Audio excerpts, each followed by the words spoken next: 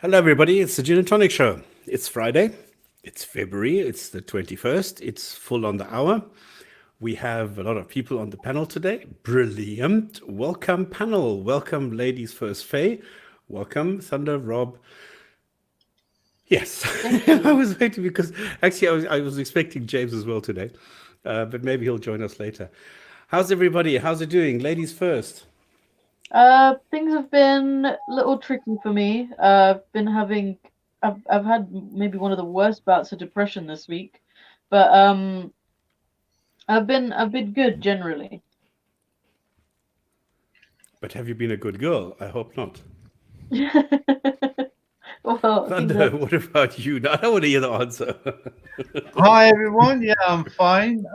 Welcome to the show, and welcome to all the listeners that are listening to the show. Just before we start, I'd like to give a shout out to a couple of people I've been communicating on Hassan Radwan's YouTube channel with reference to Numan Ali Khan and his take on wife beating. But I want to give a particular shout out to a guy called Bone Guard, or as I affectionately refer to him, Bonehead Guard, a Muslim who claims that based on the Arabic translation, we have a mistranslation in the word that is rendered scourge with reference to wife beating. I've invited him on the show to come and correct us. I did say at the time he won't turn up. I'm not anticipating him to turn up because they never do. But I hope you're listening to the show, Bonehead. Thank you for communicating with me. And like I said, I'm a greater prophet than yours because my prophecies comes true and your prophets don't. You didn't turn up. Thank you very much for proving me right. Good evening, everybody, and great to see Faye, and sorry to hear about your depression. I hope you feel a little bit better, and a warm welcome to us and to all the viewers. Thank you. Super. All right. Let me quickly start off with our mission statement. Okay, it's the Gin and Tonic Show. So we talk about Islam and not about Muslims. We don't attack, we critique. In other words, we are looking at Islam and primarily at the portion of Islam that is sort of that handles life here on earth. In other words, political Islam. And that is what we're talking about. And that is where we're saying, all right, are there ideas in Islam that are not in any way welcome in the 21st century? And this is why we said, let's make it once a month. We start with a theme, and then we discuss this theme in different aspects in different ways. And this is what we're doing. February, we said, is going to be misogyny. And we have had many, many examples of misogyny in the Quran, in Islam. And this is something where we haven't even though we've been on this, like for is it 3 times already? No, today's the 3rd time. We have not even touched the top 10. So this is what I want to make today. I just want to read out the top 10, or top 11, I actually made it, and then see if from this aspect we can discuss this. And then next week, for the last time, it's going to be misogyny. We're going to look at what is happening today. Actually, I would love to turn it around because Faye is here today. And she Yay. did exactly this. So maybe no, let's turn it around. Let's turn this around. We're flexible, right? We can do this. So because you can't guarantee that you're going to be here next week. So I'd like to take advantage of your presence here today so that you will Sure. go and tell us what you think is the consequence of what is happening to females today.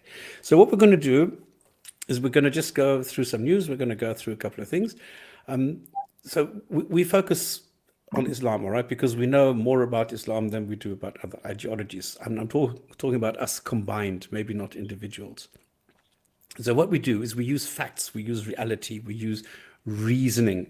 And even though, yes, there are people, 1 or 2 of us, who have been known to get emotional at times, we try and use reality and reasoning. But we are human beings, okay? We make mistakes. We do funny things as well.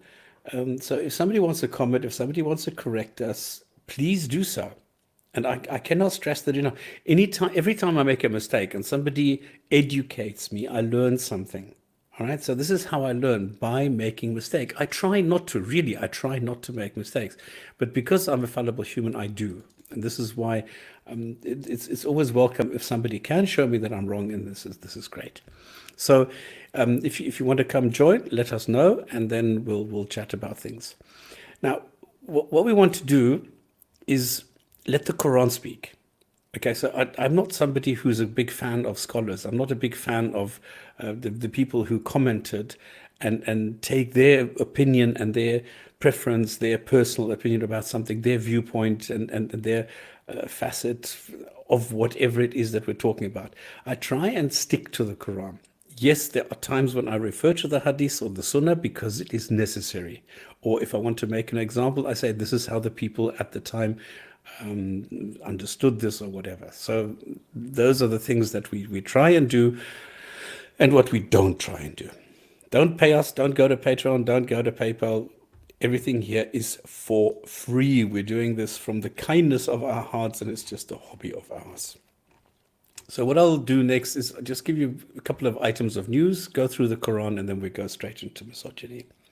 So, Islamic State terror supporter admits plot to blow up St. Paul's Cathedral. Now that, when I saw this headline, I thought to myself, I mean, how demented do you have to be to do this? I mean, what does Islamic State have to do with St. Paul's? What is Islamic State going to gain by blowing up St. Paul's? And this woman said, well, I want to create disorder, and this is my way of protesting the frequent attacks on Muslims. It's like Muslims everywhere are being persecuted, but Muslims are being persecuted by other Muslims. This is the problem. So I don't quite understand what that was supposed to be in aid of. And then on the other hand, we have German far right, let's call them neo-Nazis, and there were several arrested because they were trying to attack multiple mosques. Now, the same thing. What does the far right have to do with mosques? This is crazy. What are they hoping to achieve by blowing up mosques? It's not going to change anybody's mind. It's not going to be anything, oh yeah, they blew up some mosques, now we need to change our ways. That's not going to happen.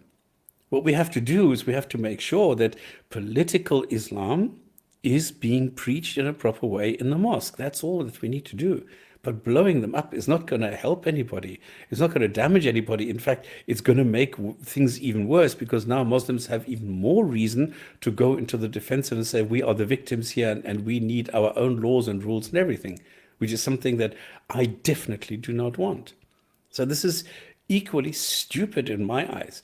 But what is worrying me is that there are more and more far-right, let's call them, well, I don't want to call them terrorist attacks, but acts of violence. And this is something that I don't think is good. And I think it's down to AFD. I think it's down to Trump. I think it's down to Johnson. I think it's down to, more right-wing conservative politicians having more and more say, where people are scared. They're just scared. That's it. And then on the other hand, you have, I don't know, it's like a beacon in the storm. You have Macron from France, who says that blasphemy is not a crime. Because remember last week we talked about this girl who had this anti-Islam statement, and there was a huge blowback on this. And then she was threatened and blah, blah, blah. And we talked about this last week. Anyway, and this is now Macron coming out and saying, well, blasphemy is not a crime. And that's it. And I love it. This is exactly the answer that we need to give to these people and say, look, there's nothing that you can do to someone. If somebody says he doesn't like your God or something, well, that's it. It's their personal opinion and they can do that. Okay, the last thing that worries me is Israel, because they bombed some targets in Damascus, killing some people. Now, I can't get any objective reports on this, so I'll just have to leave it at that. I'll just take the facts. Israel has bombed Damascus. That's all I can say, because I don't know why. I don't know the background. I don't know where it came from, what the reasons are. I can't do these things. It just worries me that this escalates, and I think this is stupid to now escalate the violence in Syria, and especially since Syria is very busy with Iraq, with Armenians, with Kurds, with all these things. And then now Israel escalates this as well. So I think this is really stupid. I wish people would stop this. Any other news? Anything else anybody has heard about Islam? Oh, jeez. No, the one thing I was reading today, but based on the subjects that we're covering this month, which is misogyny, was the situation with reference to Raif Badawi. Does anybody remember Raif Badawi? Yeah. Yes. Yeah, he. Yep. The audience that are perhaps unaware, Raif Badawi is a staunch critic of Saudi Arabian policy and particularly its attitude towards women. And the last thing I remember reading about him was he made a comment about Saudi Arabian women, that Saudi Arabian women will not go to hell because it's impossible to go to hell twice. Now, the reason why I mentioned that was because he was supposed to receive, I think it was 400 lashes, then 500, then the Saudi Arabian government kindly settled on 1,000 lashes, which was to be given prescribed at 50 per week, but also a fine and 10 years imprisonment. He's still in prison. No one has said anything much about him. But what I thought was interesting was this is a guy that lives in a Muslim country, Saudi Arabia. There would be nobody, not even any member of the panel, nor the audience, nor pseudo apologists who want to argue about what words mean in comparison to this guy whose experience you have to respect when he makes a statement that it is impossible for women to go to hell in Saudi Arabia, Muslim women rather, because you can't go there twice. So he must know something about the condition or the plight of females in Saudi Arabia.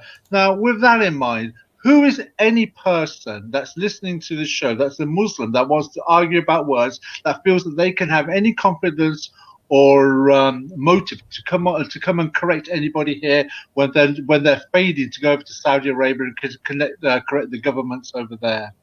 So I looked into him again today, and the poor guy's still doing 5 years for speaking honestly about the despicable, misogynistic attitude of the Saudi Arabian government, which is Islamic, towards women.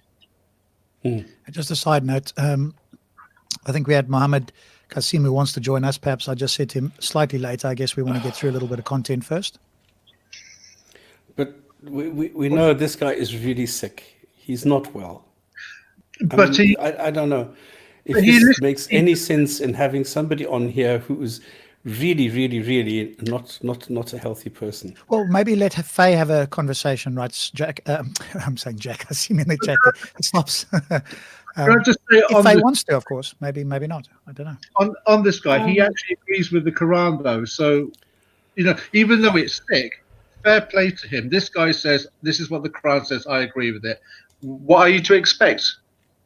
We are going to be looking at ayahs later on in the Quran that says that if anybody challenges, in fact, even in tonight's reading of the Quran, there is a verse that talks about if anybody challenges Allah and his messenger, then in effect, by implication, they're not Muslim. Now, that verse might not be so direct tonight, but it will be later on in the Quran as we go forward. So when those verses are there in the Quran, what are you to expect a Muslim to say other than, yes, I agree with this? As sickening as it may be, fair play to him, and I do commend him. He's actually in agreement with the God that he supports. Well, we can make a call on it later, I guess. Let's let Faye have a say. Stops at your All right, show. let's quickly go through a couple of Quran sentences because we were on chapter 4 and we ended on sentence number 34. And 35 says, if husband and wife quarrel, use mediators and God will help you. 36, worship God. Don't assign partners. Be good to parents, family, and friends. This is what I frequently use when I'm showing people the contradictory words in chapter 6. Then 37 says, stingy people will be punished. Isn't that nice? I think that's a good sign in the Quran. And the next one, show-offs will be punished. That's nice. It's just a pity they're not getting punished here and now, that we have to wait until they're dead. That's the problem. Oh, I'm doomed. I'm doomed to show-offs for getting punished. And considering your how fingernails or what? And considering how many times Allah says how fantastic, how great he is, I'm surprised he doesn't punish himself.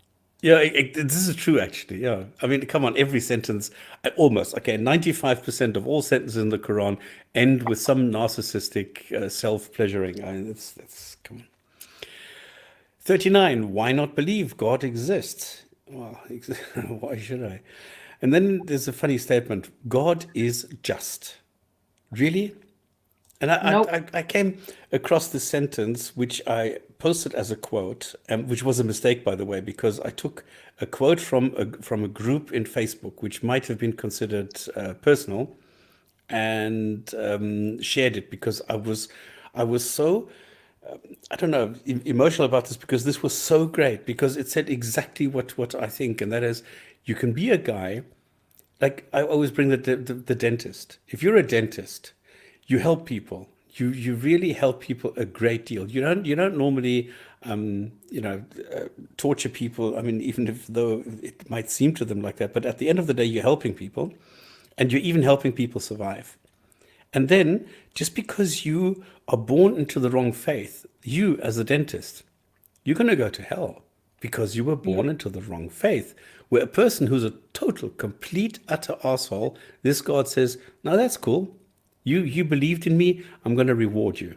And this is where the dishonesty lies. This is where this is the pernicious nature of a religion. And here it doesn't matter whether it's Christianity, Judaism, or Hinduism, or anything like that. Really, this is the terrible part. So God is not just. Yep. That's it. I've said for a long time that the morality of religion isn't based on whether or not you're good.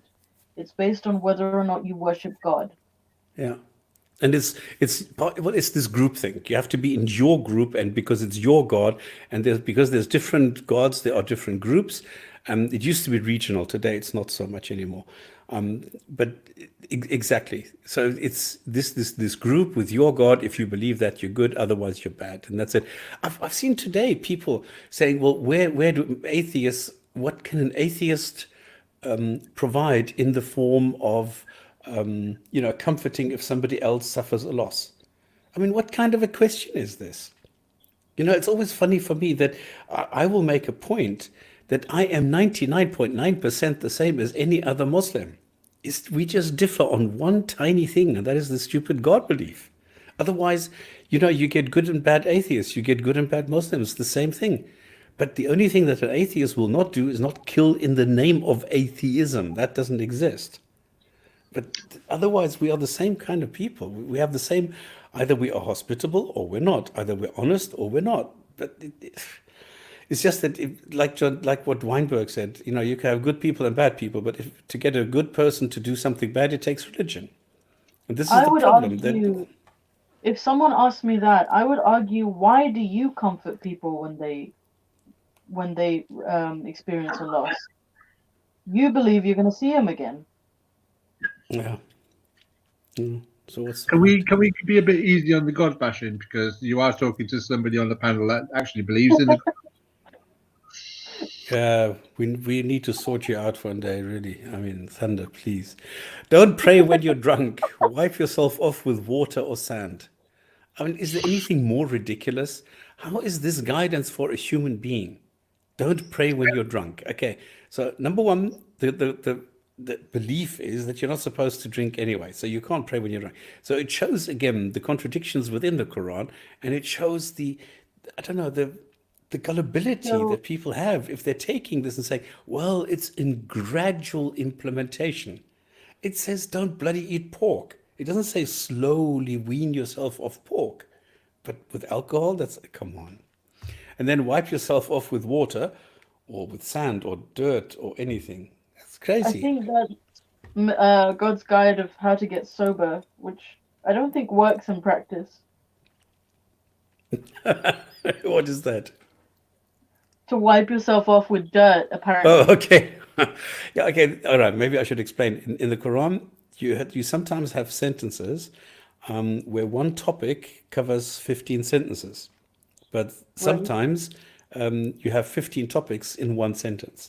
Like sometimes you have, wash yourself, and God sent down 8 cows per parachute or something.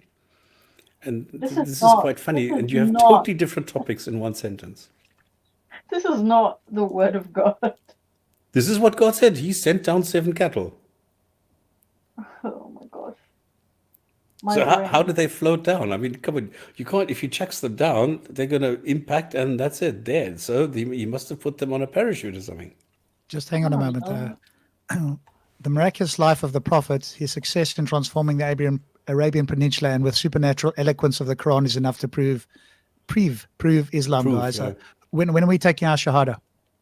Can I just check in? Is it tonight How or is tomorrow? that? What is miraculous about the life of Muhammad? He makes claims and that's it. What is miraculous about that? He says it's okay to drink camel urine and he says there's poison on the wing of a fly. That's absolute nonsense. What is miraculous about it? I There's think absolutely that's a nothing that is very miraculous. He's just another pirate who stole stuff from other people. That's all he did. Okay. Number 46. Jews. Oh, no, sorry. 45. God knows the enemy, the Jews. This is what it says in chapter 4, sentence number 45. 46. Jews lie. 47. Jews must believe the Quran or their faces will disappear and be turned backwards. I mean, come on. Yeah. like the Exorcist. 48. God will not forgive assigning partners, but everything else if he wants. So, in other words, there is another contradiction here because it says God is all merciful. Chapter 1, sentence number 1. All merciful, perfectly merciful, totally everything merciful. God will not forgive assigning partners. So you can't be just and merciful at the same time. And here it says God will not forgive this. So he's not merciful. But everything else, if he wants. So what good is that? One point, you may need to do a series on anti-Semitism. Oh, In the that's Quran. that's tough. That's tough. That's a lot of digging, lots of that's a lot of work. I don't like a lot of work. That's not a lot of work. Allah curses the Jews every 5 sentences in the Quran. Brilliant. Thank you, Faye. Faye has just volunteered to do a lecture on anti-Semitism on the Quran. Stops, just let me know when you want to bring anybody else in, whether they are a co-critic or a Muslim, and I'll post the link again. Otherwise, I'll be sitting in the back chat for ages. So just sort of shout out and say, okay, time to post the link again, and then we can bring anybody else I in just wonder if who's you'd going to like. come on today. Okay, I was going to stop here because number 50 says, don't lie about God. And that was going to be my lot, 35 to 50. That's enough for one session. And I need to carry on because now I'm running out of sentences. But it always takes, reading them, understanding them, making them as terse as possible, providing the Reader's Digest version. And so it's, yeah. If anybody wants to help, you're welcome to do so. All right, then let me give you the top 10. The top, sorry, we switched it. Sorry. I need to put in here. No, next week. This week we have Faye the Unmeasurable. No, what are you, Faye the? The most gracious. The most gracious, there you go. Well, I knew it was something like that. And what we're going to do today is we're going to talk about the impact the misogyny or the misogynistic ideas in Islam have on women today. And Faye is a celebrity now. I mean, we have to call her Madam now, Madam Faye. Don't do that. And it can you give us some examples of the impact that misogyny has on the life of women today?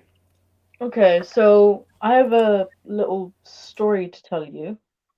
On the 1st of February, actually, this month, we had a campaign called No Hijab Day. It was a widespread hashtag all over Facebook and all over Twitter that a lot of ex-Muslim women, mostly, but some ex-Muslim men took to talk about the hijab and its detrimental impact on women, especially those women who do not have a choice in wearing it, be that in their own communities, in their own families, or by law in the case of Saudi Arabia and Iran, and some other countries, I'm sure. But on the 1st of February, I released a video where I had read out one of my old speeches that I had written for school when I was a young little Muslim da'i, and I used to preach at school. And I decided to read that entire speech out. It's about 40 minutes long. It was excruciating, to not be sarcastic, throughout the whole thing. And I went point by point and I essentially broke down all of my old arguments. And I think the thing that stuck out to me the most is how much fear is ingrained in Muslim women about men, um, and how much they are made to fear men of any kind. Um, so from that speech, I had basically said that I had basically compared men to zombies, that they were completely unable to control their desires, and that the responsibility of controlling that was on women, and it was the women's call to make sure that men weren't looking at them and men weren't using them, and that by extension implies that any woman who is harassed, who is abused, raped, what have you, it implies that it's her fault because she wasn't covering properly. And I don't know. I feel like that's a really, first of all, it's a really negative message to send young children to be constantly afraid of what is essentially half the population of the planet. And it also deeply segregates men and women so that they never understand each other and they're always made to view each other as objects and never as the same. Um, and I think that that's what's deeply rooted not just in the like the scripture of Islam but also in the culture of Islam and the way that it creates these divisions between genders. I mean, there's easy things that you could point out: the wife beating verse. You could point out the, you know, the unmeasured inheritance, where men more or less get more than women in almost every case. The fact that women have half the witness of a man, or that a woman cannot divorce her husband without going through a Sharia court, whereas a husband can just say that he wants to divorce her and he can. The fact that a husband can marry more than one wife without even fully informing the wives that he currently has. Or the fact that men can marry Jews and Christians when Muslim women are only resigned to marrying Muslim men. You can point those things out, and I think that those have scriptural context that you can just be like, yeah, obviously Islam is misogynistic. But I think that looking at it even from a progressive lens, where people are promoting a symbol like the hijab without fully realizing all of the implications behind it, um, I think is really, really dangerous.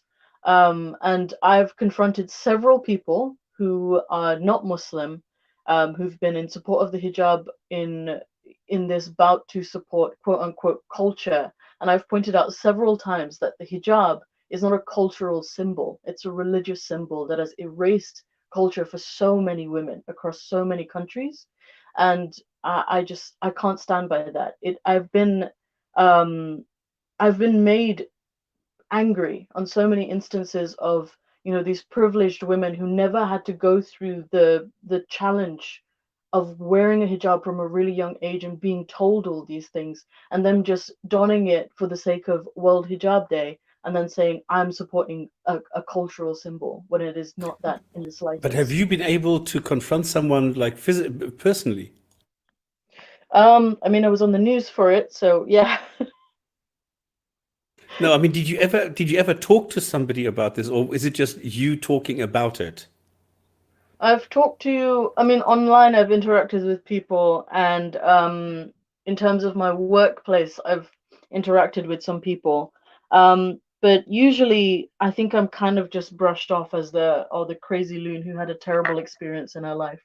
Um, but I don't know. I think that this strange bedfellow making of this Islamists and the left is just it boggles me.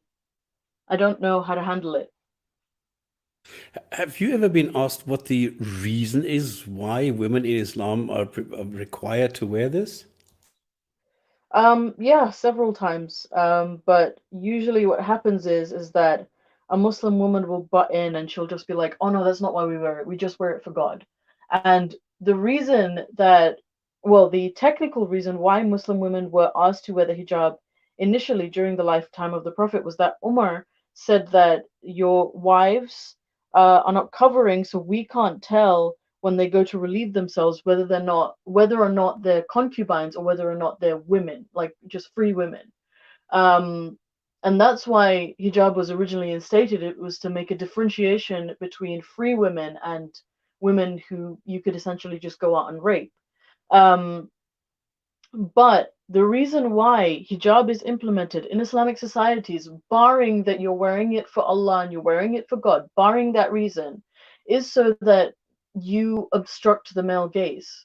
And to be frank, I don't think that the male gaze is anybody's responsibility but the male whose gaze it belongs to. Exactly, yeah. Okay, what about, I mean, why is it, do you think, that women, Muslim women, say, well, I'm wearing it for God, but at the same time they're saying, well, I have the freedom to wear it or not. And then if they don't, they are chucked into jail, or there's acid thrown upon them, or they are punished for it. Uh, there's this cognitive dissonance there where they are faced with a reality which they must be aware of, and at the same time they're still saying, well, I'm doing it for God. Have you ever had any kind of a reasonable explanation for this? I think that there are two main reasons that I can think of on the spot.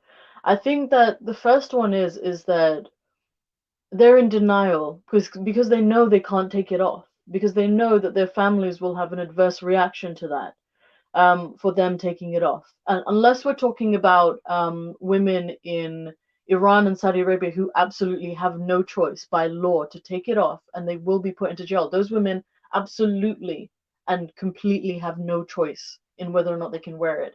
But women who are in the West who will say that they're wearing it out of choice,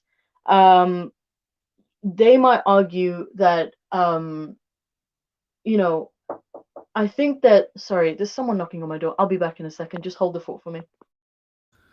Okay, because it's quite funny. I remember the good old days. Remember that I mean, I was still very young, but I was at the age of going out with girls. So, this is my first sexual encounters were in Tehran with Muslim women. And in those days, it was no problem. There were some families. This is from a cultural point of view, who insisted that the daughters go out with a chador. But then, as soon as they were around the corner, they took it off, packed it into the bags, and that was it, and nobody cared about it. If you do that today, you go to jail. So there's Sorry, been I'm this back. this huge backlash there with with clamping down on what women are allowed to wear or not in Iran. So for me, this is very strange.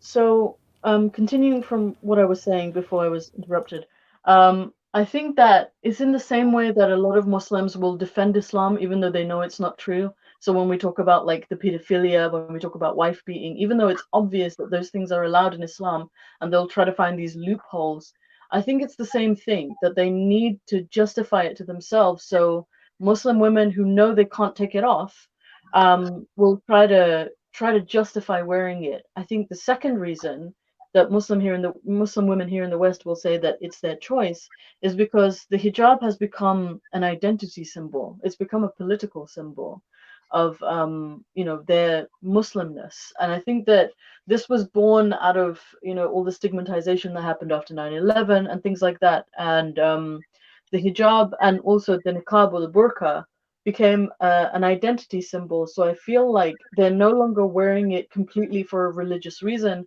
but they're also wearing it to represent a political standpoint and an identity standpoint, that this is something that makes them unique and special, which is ironic because the hijab is the thing that takes that away from women.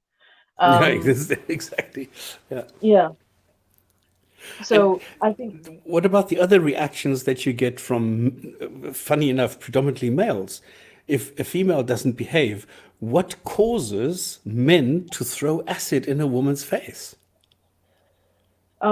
this idea that they've turned their back, I guess, it's an honor thing, right? It's an honor crime. um it's honor violence. It's a way of showing that you've turned your back on our ways, so for that reason you deserve no longer to have a face, or you have to suffer for that.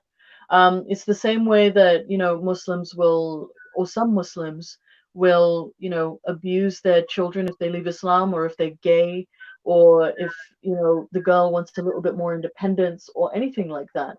Um, I think that it's driven by this need to keep the family name squeaky clean in the eyes of the Muslim community or in the cultural community or whatever you want to call it. Um, I don't know. I don't know how you can rationalize, um, destroying someone's life like that, or even taking their life like that for something as simple as not wanting to wear an item of clothing. Um, But there's no I don't know. justification in the Quran. No, there isn't. But In fairness, that does happen in Hindu communities as well, and particularly India. Those sort of things do go on within the Hindu community. So you're right; it doesn't happen in Islam, but it is very much an Asian culture thing. yeah, So, in other words, if you show your face and you're doing it wrong, then we'll give you a face that you can't show anymore. yeah, I think so. If you don't mind me just butting in there a little bit, I think there's something about the makeup of a man and the makeup of a woman.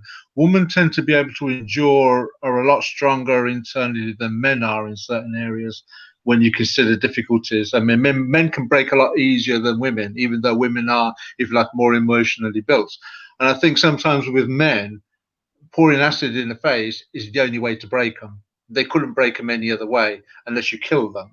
So pouring acid is like the one thing they can do that the woman can't come back from, and that's their almost like that's their ceiling or the step, the furthest step they can take without taking the life. Yeah, but They've this actually taken the shows life. the impotence, doesn't it? Yes, that's the point. So, because they have taken the life, when you pour acid or hot water or oil, because those are the other tools that are used as well. When you use those tools, you have taken that person's life because you've taken everything they're going to be. They're not going to be loved again. They're not going to love again. You've taken all that emotional, if you like, ability or future they could ever have with somebody else. You've deprived them of that. So, in effect, you have taken their life. You've taken their identity. So I think that's one of the reasons why men do that to women. And we have to bear in mind, just on this, just before I cut off, don't forget honor killings as well. yeah. Well, there's other things in general because I wanted to ask Faye about these things as well. Are you aware of exactly these other kinds of punishments? Because the funny thing is, in the Quran, I think women there are different. are I treated think there are differently than different. men, yet the Yeah, lashings are the same. yeah. The lashings. So my biggest problem with the had or the punishments for different things in terms of Sharia. So one of the punishments for adultery, for example, is the stoning to death, and for fornication, it's lashing. It's a lot easier to prove that a woman has committed adultery or fornication than it is for a man to be proven that. Um, it seems as though women are only given quote unquote leniency in any power in any position of power. But once you remove all of that, the moment apparently once you judge her, she's judged equally. And I think that it's I don't know. I just don't I feel a significant level of guilt for believing what I used to believe because of how oppressive the system is. Um, That was going to be my last question. How do you feel about this now? I genuinely like I understand and I've tried to explain this because it's really strange. Like me, I don't know, 7 years ago and me now, I think we would have beaten each other to death because we're such different people. And I think that myself then, having been indoctrinated and sheltered and essentially just living in a bubble of fear, because I was made to fear the outside world and I was made to think that everything in the outside world was evil and awful and inhumane and they weren't like us. Um, Wow. Have you been exchanging notes with Mimsy? no, Because she said this. She said, if you look at me a few years ago, because she was actually propagating Islam, and she's looking back at herself in horror. And this is exactly the sentiment. yeah, it's just it's bizarre because you're sheltered away from it all for so long, and then like the my first like sort of contact, even though this sounds ridiculous, I feel like I'm talking about aliens.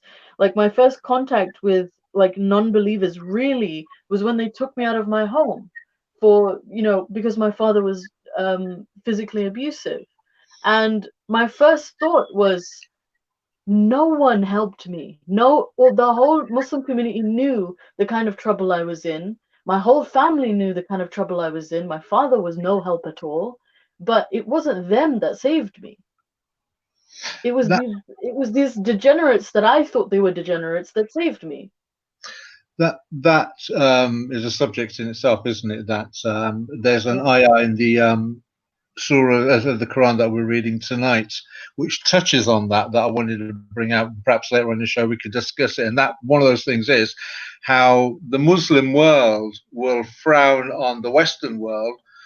Yet the Muslim world does nothing for the Western world, and it does nothing for itself either. By that I mean, when you look at the Western world, whether it's Judaism, Christianity, or atheism, or whatever, they have NGOs set up to help the rest of the world, like, for instance, the Red Cross, Amnesty International, various other legal bodies, internationally earthquake rescue teams.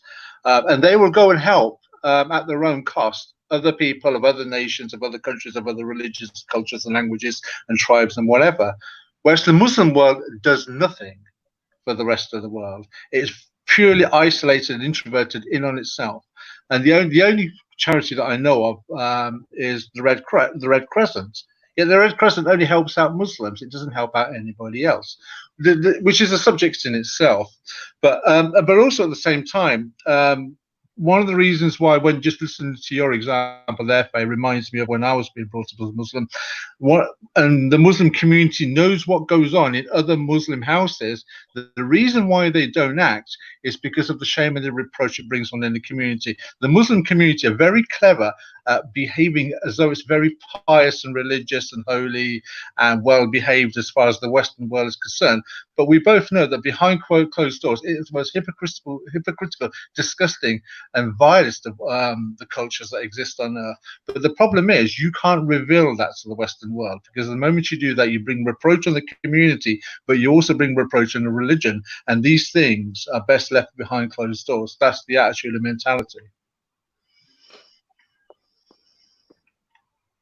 This goes further than that, because there's a lot of charities which don't help other people, only Muslims. So this is also an area which I find pretty disgusting. But now, to go back to women, if I look at all the various abuse, well, not methods, but justifications that you get, would you say that in your experience, what you have observed, what you've experienced, is there a lot of domestic violence due to the Quran sentences which allow the man to be the head of the household? He is allowed to beat his wife if he, you know, if the other two don't work and things like that.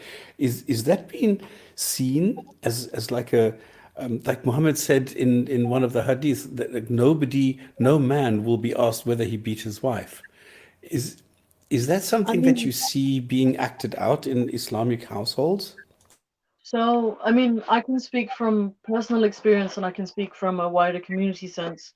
I think that, just to go off tangent for a little bit, I think that for the longest time, people are so afraid of commenting on what happens in the Muslim community because they're afraid of being labeled as Islamophobic. And if that is the case, then it is up to us to actually highlight it. Um, and I can say for certain that almost every mosque that I went to, the Islamic school that I went to, when we talked about being beaten at home, it was treated as something normal. It was treated as something commonplace, and it was as if like that's the role of a parent, is to discipline you in that way.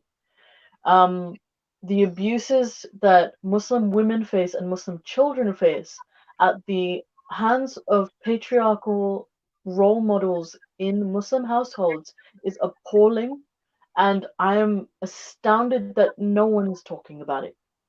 Um, I think that for all their big talk, all of the different sheikhs and imams and scholars and, you know, whatever you want to call them, all these learned men who will come out and will say that the beating verse in the Quran has it's only a symbolic beating, and you're only meant to do it with a toothbrush, and all of that filth that they talk about. It's garbage, it's nonsense, because it leaves so much room for error and so much room for abuse. And I am still I watched that video by Noman Ali Khan, and I saw Hassan Radwan's breakdown of it, and I am just so appalled by his mental gymnastics and how he treated the subject. Like, it was clear that he's disgusted by the verse, but he can't disregard it because it's part of the book that he considers to be the word of God, and he can't change it because that would be, illegal in the eyes of Islam, and it would probably take him outside of Islam. But the fact that people are still holding to that and saying that, yes, that is part of the Quran and we're going to stick to that, is disgusting. Yeah, but Norman didn't really do anything. He didn't address it. No, he didn't. But fair play to Newman. Condemn what he says, but at least he's doing his best to stick by the Quran. And that's the point, which goes back to what's been said time and again on the show. The Quran defines Islam, not Muslims, not scholars for dollars or anything. So when you hear a Muslim speak positively about the things that they're reading, no matter how disgusting we find it, they're just behaving like Muslims and doing what Allah's required of them. The moment they challenge the Quran, they're challenging Allah, and that by implication takes them away from Islam. So are you saying that you find somebody, or you admire somebody who will say, yes, the Quran says beat them, and therefore I think beating them is a good thing? No, I don't think that. No, of course not. What I'm saying is, I admire the fact that, as disgusting as that ayah is about beat your wife, or the witness of a woman is to the equal of a man, or if a woman walks in front of a man while he's praying, like a donkey or a dog, she's equal to the donkey or dog because all three of them annul the man's prayer. All those verses, if they have the integrity to stand there and agree with them and say, yeah, I agree with this because I'm a Muslim, this is what my Prophet and God said, so I have no choice but to agree with them, I commend them for that. That's the whole point. They are basically admitting the Quran and the Hadith define Islam, not me. No matter how disgusting it is. Why do I expect them to condemn this? But then where's your cutoff point with condemnation of religion? At what point are you part of it? At what point are you not accepting it anymore? What part of you? This is the thing. If I ask a Muslim, listen, do you condemn any man that performs any kind of sexual act on a 9-year-old? I expect him to say, yes, I do. And not say, well, normally I would, but there's a sensitive area here with Muhammad, so I'm not going to do it. This is the point that I'm trying to make, is that if you have any kind of integrity, Humanity? then you have to, exactly, if you are a human being and you have any degree of empathy, you should be able to say, yes, I condemn that, even if it is something that Muhammad allegedly did. That's what I expect. And if I have something in the Quran, I expect somebody to say, no, there is no scenario in which you should beat your wife. That's it. End of story. So I don't understand how you can now say, well, at least they're honest about the Quran. Well, yeah, they can be honest and say, yes, it is in the Quran, and I condemn it. This is what I would expect. Yeah, but what point? Sorry, go on. I think the thing that disgusted me about what Noman Ali Khan said was that he said something along the lines of, if a man loses his head or something like that, and he shoves his wife, he beats his wife, Allah says that I'll give you that one. Yeah. I think that's what disgusted me about what he said. It's a bit, to understand it maybe another way, it's a bit like a company policy. If you work for a company and they've got a policy and you don't subscribe to that policy, then as far as the management are concerned, then what are they to do with you? If you don't subscribe to their policy, their ethics, or their codes and such. Even a footballer that works for, that's employed by a football team has to be governed by its code of ethics of conduct and such. If not, the football player is removed or fined. In the same way with Islam, from a Muslim point of view. Sorry, go on. But if a football company said that you have to fuck a 9-year-old and then that football player goes and does it, do you commend him for it? No, no, no, of course not. But we're talking about Mohammedan religion here. We're talking. My point is, if Muhammad did that, you can't condemn him if you're saying he's the role model, where the Quran says he's the role model. Because if you do condemn him, then he's no longer the role model. Then what in effect you're saying is that my sense of morality is better than Muhammad's and Allah's. So why are you still Muslim then? Then you're not a Muslim. And we're going to be touching these ayahs later on in the Quran, where it turns around and says it behoves anybody who challenges the decision of Muhammad and his messenger when they've decided upon a matter. So you can't challenge the decisions that Allah and Muhammad have made. The Quran makes that clear. Okay, but then you're going down the road of, well, I was just following orders. Yeah, that's the point. Yeah, exactly. And we've seen that with men doing it with politics and during World War II. So what are you to expect any different now? Why? You're not going to get any different now. And this is from their point of view, their subjective point of view. This is greater than politics. This is God. Okay, exactly. And yeah, but now this is the point that Faye, I think, was trying to make as well. She says, well, if you're following orders, you should have your own integrity also. On top of it, you should be able to compare your own integrity to what a book says. But that's why the religion is called Islam, which means completely submit your will to Allah. And that's the point, isn't it? It's all trapped up and set up in the image of Muhammad. There's no get out. And if you try and get out, you're executed. You've got no. This is the negative side, but this is why I cannot commend anybody who follows this. I think that we are in a position today in the 21st century where we can say, look, hang on, yeah, okay, it does say that, and if I do that, then I shouldn't, yeah. But we should be able to today say, look, I take this with a pinch of salt, I take it to a certain extent, but I will not go all out. And this, funny enough, is what the people in the Middle East are doing. This is what I came across, that people were saying, yes, it's Islam, yes, I'm a Muslim, but I'm not going to do that. I'm not going to go to that extent. I'm not going to take it literal. I'm not going to follow all the orders because they were intended for a time long gone. So today, these are no longer applicable. So this is how they justify it to themselves.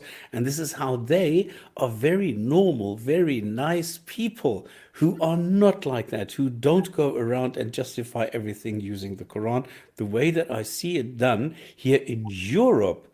This is the funny thing. I see it here in Europe that people are taking the Quran more literally than the people in the Middle East. Okay, just 2 points on what you've just said there, right?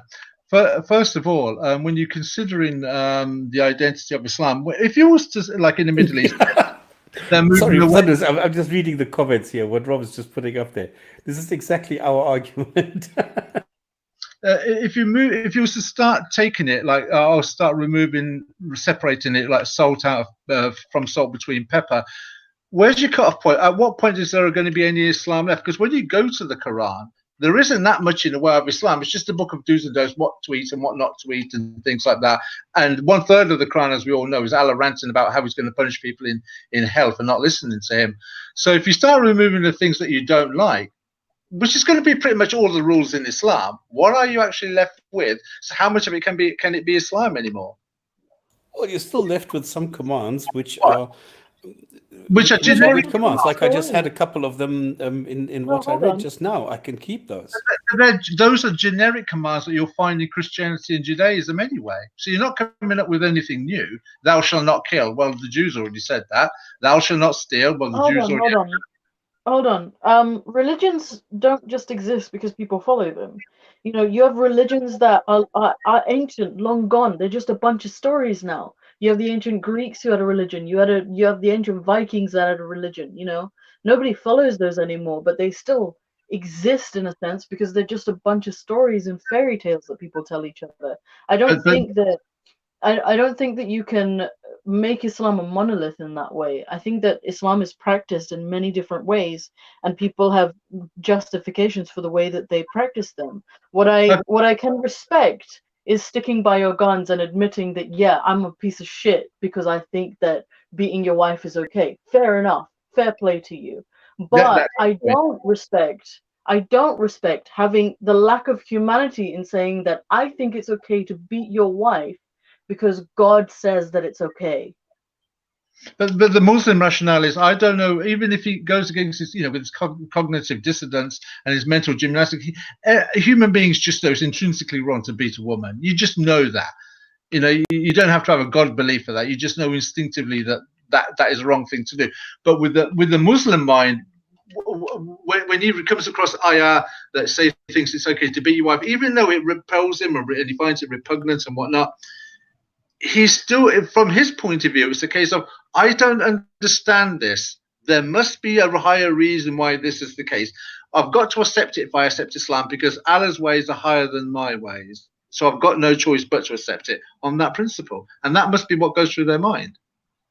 And the other Muslims, well, it's what's been said time and again on the show. That's because these humans are better than the God and the Prophet that they follow. Yeah.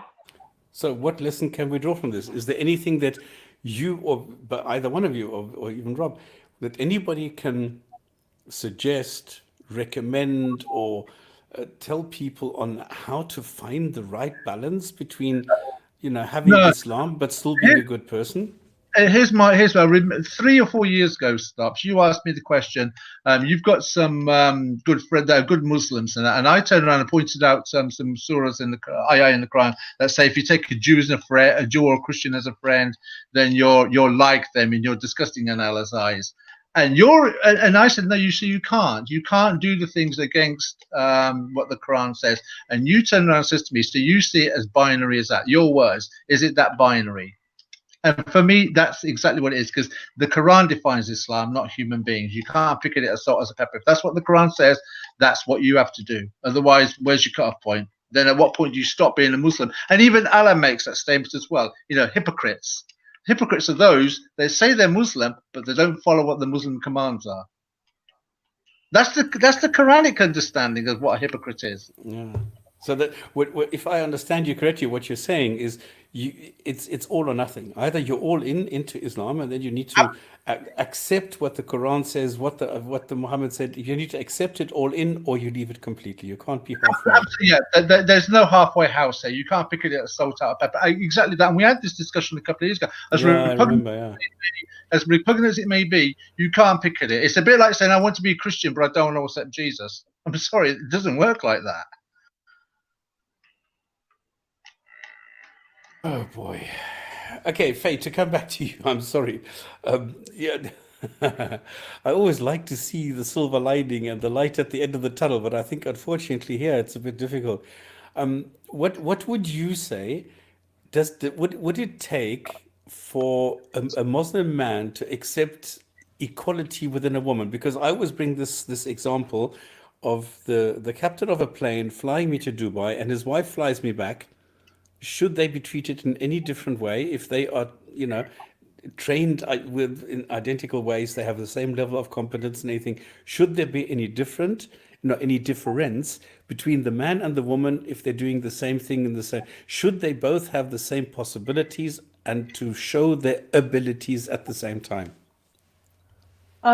If you're asking me, they should. But I think that I don't like generalizing, because I have several, Muslim coworkers, I have Muslim friends, both male and female, and I don't feel like I'm treated in a disrespectful manner by any of them. And they also know me, they know what I do, they know my activism, they understand my views and all my stories. But I think that to an extent, a lot of Muslim men are raised into an environment where they see their mothers and their sisters treated differently to them and other men.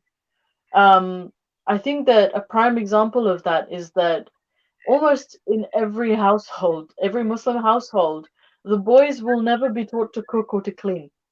And they will always be told that that's women's work. That's what women do.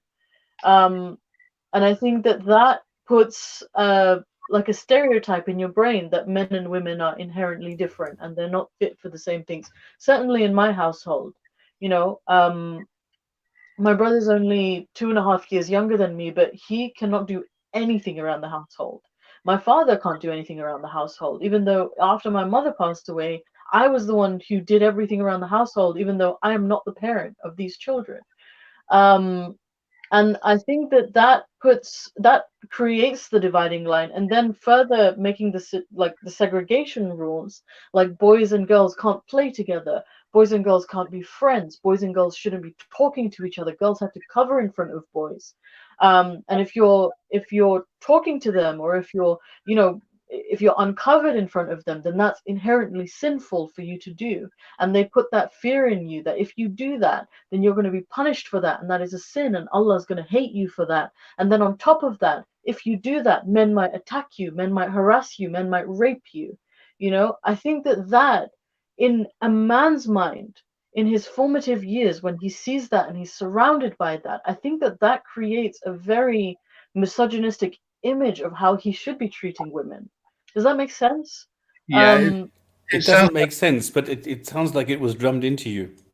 It sounds like when a young man's exposed to pornography and from an early age, and that's how he views how to treat women sexually or emotionally or intimately. So he gets his views of how to treat women via pornography because that's what his influences are. I think what you're saying is very similar to what happens to men when they're brought up as Muslims in how they view and treat women. Yeah. So a story that I can tell, and I by no means want any sympathy with this story, even though it is a sad story, is that one time me and my brother got in a fight, and it was a very physical fight. And afterwards, I asked him, "Why did you beat me like that? Like, why were we fighting so heavily about that?" And he said, "I always feel like you don't respect me." And I was like, "I'm your older sister. What do you mean I don't respect you? I told you to give your sister some cereal and you just started throwing punches. Like, what do you mean I don't respect you?" And like that never made sense to me until after, like years later. And I was like, so what he meant was that I shouldn't have told him what to do because he's a man. And by me telling him what to do, that was me disrespecting him. That's because men, or the male machismo in the Islamic parlance, is respect is not earned; it's deserved. It's deserved because you are a man. It's not earned through any kind of noble acts of chivalry or respect reciprocated, or communal respect, as it were. Like you respect people because that's the right thing to do from the Islamic point of view. If you're a man, that's just what you get. It's a prerequisite from a woman is automatic respect, and anything that's deemed inappropriate is, as I say, an act of disrespect. Yep. Wow. Okay. Were you also taught that the man is the caretaker and you have to get married as quickly as possible so that you get an identity? Yep. Oh, I was proposed to since the age of 15. And the first man who I don't even know what to call it really. The first man who proposed to me, he was about 11 years my senior, so he was about 26. I was always brought up to think that like marriage is the ultimate purpose for a woman, which is I feel like for the West is like a very 1950s kind of look at what, even earlier than that, really, is the goal for a woman is to just get married and have kids. But yeah, there was no focus on like me having an education or me going for any kind of career. It was just, you're old enough, you can bear children, so now you should be married off because that is your only value. And funnily enough, the only and when Muslim scholars talk about women's rights in Islam, one of the things that they will always bring up is how the mother is highly respected in Islam. But that is the only position that a woman is given any kind of respect for. As a wife, she has to obey her husband. As a daughter, she has to obey her father. As a sister, she has to, obey her community and her society and her elders. The only form of respect that a woman can receive in Islam is as a mother. That is it. Can I just add on what you were saying there as well? That just talking about being brought up as a Muslim, women or females are, basically they're incubators. That's how they're treated. It's get married and have a son quick. But those who get educated, the whole point of the education is just so that they become more marketable in the community to get a better husband. So the more then she becomes more valuable as an asset to maybe raise the stakes of the family in the local community, because let's just say if she goes and gets a degree, then she becomes more marketable in the community to get a better husband and raise the standard of the family's image as well as the family's financial standing. So it's just also like marketing ploys. I don't know if that was your experience as well, Faye. In our family, we were just told not to go to university because we'd be intermingling and we'd be given some freedom. So that would never do us any good. But yeah, I have heard that. I have seen that in other families. Now, if you go and you look back on what your personal experience is, was any of this justified by using the text, or is it cultural? Oh, it was constantly justified by using the text. Constantly. The fact that Muhammad encourages people to get married young, that one was used frequently, even though I refused to be married several times. And then also, I remember because I was crying to one of my uncles because my aunts were really pushing me to get married, and I told them they're forcing me to get married, and it's not allowed, it's not halal. And I remember my aunt confronting me and saying, "We didn't chain you and we didn't take you to get married. All we're saying is that you should get married." And I was saying, "You're saying all these things. You're saying that if I don't get married to this man, then I'll never find love and I'll never have children and I'll never get married again and I'll be old and no one will be around to take care of me. How is that not forcing?" And they're like, "That's not the force that's stated in the scripture, But implying that that's that's like allowed." emotional pressure. This is like brainwashing. Yeah. Oh yeah, I've often said, and I think I've said on this show over the years when the subject comes up, that what takes place in the marriage on the wedding night for a Muslim woman is rape. It's rape. She's not there because that's the man that she wanted to marry, and that's the man that she's fallen in love with, and that's the man that she wants to have children with. It's rape. She's got a man inside her on the wedding night that she just does not want to be there, but she's been forced into it by the family and the local community and the expectations that they have. So that's one of the reasons I've said that the Asian families, they tend to overlove their children because they can't love each other because they're not in love with each other. Their marriage has been nothing more than out of expectation and the pressures of the local community. They don't want to be with each other. The woman has to stay with him and have as many children as she can possibly can. He'll go gallivanting out and having affairs and sleep with girls and things like that. But and the children will receive the brunt of it because they'll see that the parents are not in love with each other, because children will pick up on things like that. And then so their attitude towards relationships is going to be distorted, not just from Islam, but the practice of it, of what they're seeing between their own parents. And then that all that does is just, from a generational point of view, repeat itself, and repeat itself. And I've always said I've always felt sorry for like Asian women. So this goes back to what I said about you, Faye, several weeks ago when you first came on the show. Muslim women or ex-Muslim women are amongst the bravest people I know, because I know what it's like to get away from that religion. I know what it's like. It's easier for a man than it is for a woman, but for a woman to do it, this is why I say women tend to be made of harder stuff than men. Faye's a good example of that. Oh, thank you. No, but it is true. If you were told Muhammad said this, Muhammad said that, is it usually from what Muhammad said, or is it also the Quran? What is of a higher value in the daily life of a female Muslim? Is it more about Muhammad or more about the Quran? So for me, I was quite devout before, and my focus was on like honing my iman, because I couldn't really do anything else. Like I couldn't study jihad. I wasn't a man. I couldn't go gallivanting out into ISIS and blow some shit up. Like I can't do that. So my whole focus with Islam was just trying to fix my faith and learn as much as I could about my faith. And what I realized was that the Quran and the Hadith and the teachings of Muhammad, they go together. You can't really have one without the other. A prime example of that is that the Quran might ask you to pray, but the Hadith teach you how to do that. So you can't really have one without the other. Yes, the Quran has a higher standing. I'm not denying that. The Quran, in terms of Islamic scriptures, has the authority. It has the top place.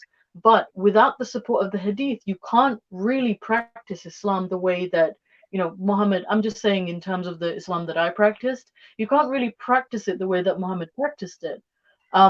So when it came to these verses about marriage and these rulings about divorce and things like that, and the things that you believe, you have to take them hand in hand. So sometimes they would use verses, and for example, when we were talking about if we're still on the topic of marriage, the fact that men are the protectors of women, and that then gives way to Muhammad saying things like, "Oh, women must obey their husbands, even if she was to take her own eye out for her husband, she should. If there was if there was anything that humans could worship on this planet, it would be a woman worshiping her husband.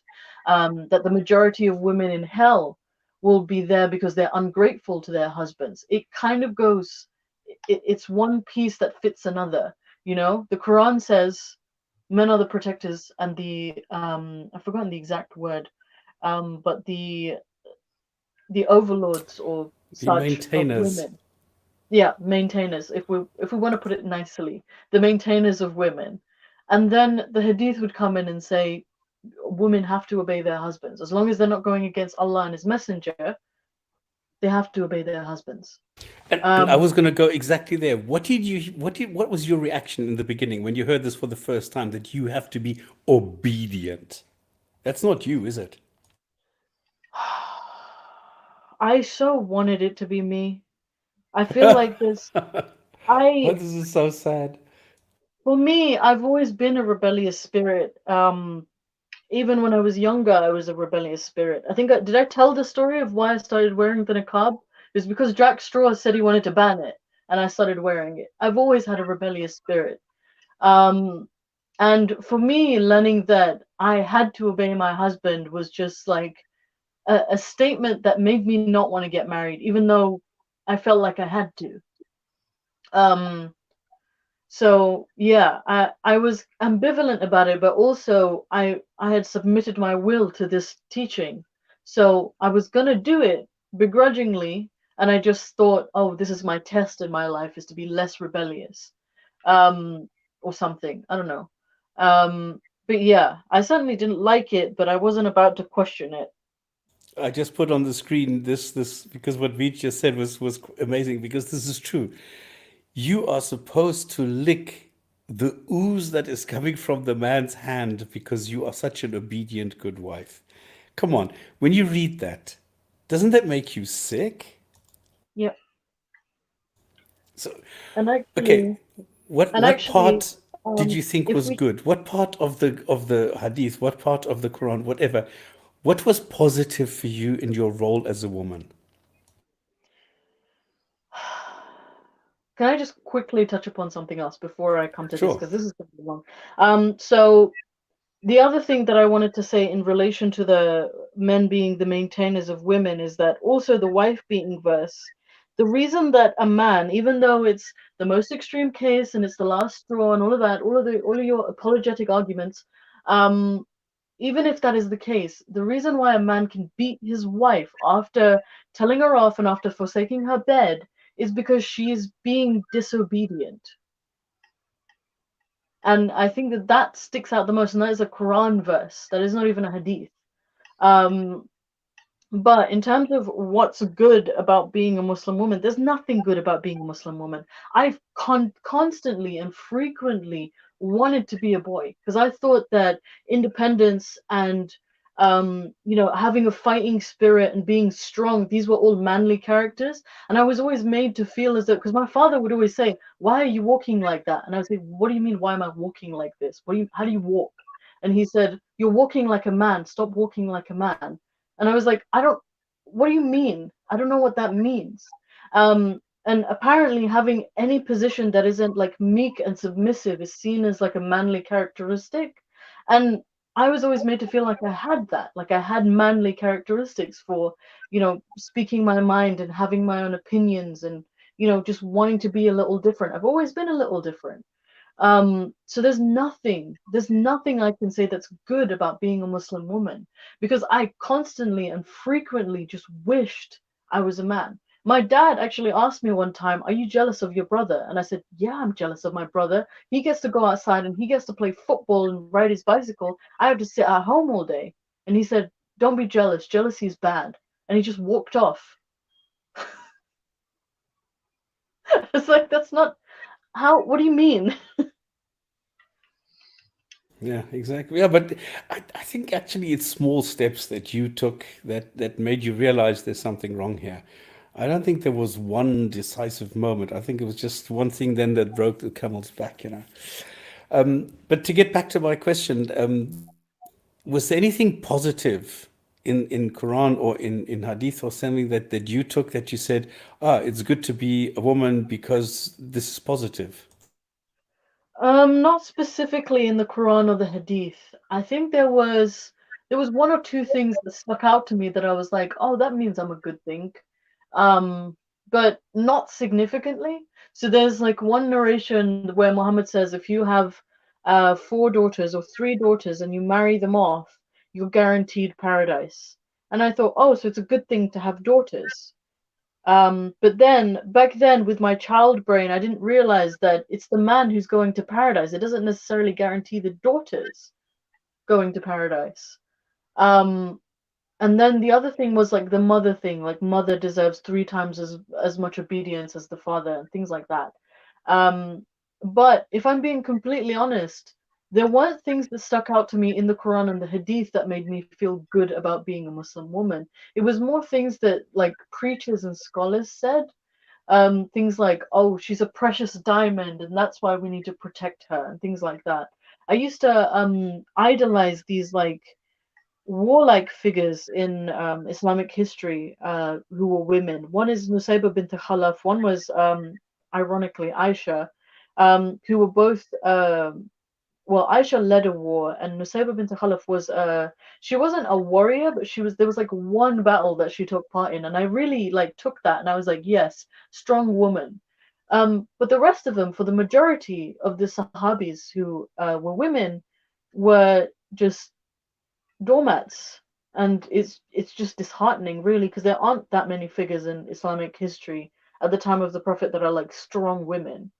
Unless you take Khadija, but she like died like 2 years into Islam.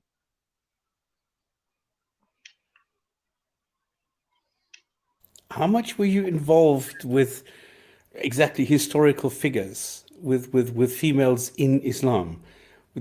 Were you ever confronted with examples like Khadija, for example, who was a woman in her own right, who was wealthy, who had her own company, who proposed to Muhammad and not the other way around? Did that never make you think about, hang on, what has changed? Well, see, Khadija was always held as like a Muslim figure, though, even though all of that stuff didn't come out of Islam, it came from pre-Islamic Arabia. She did that before the advent of Islam.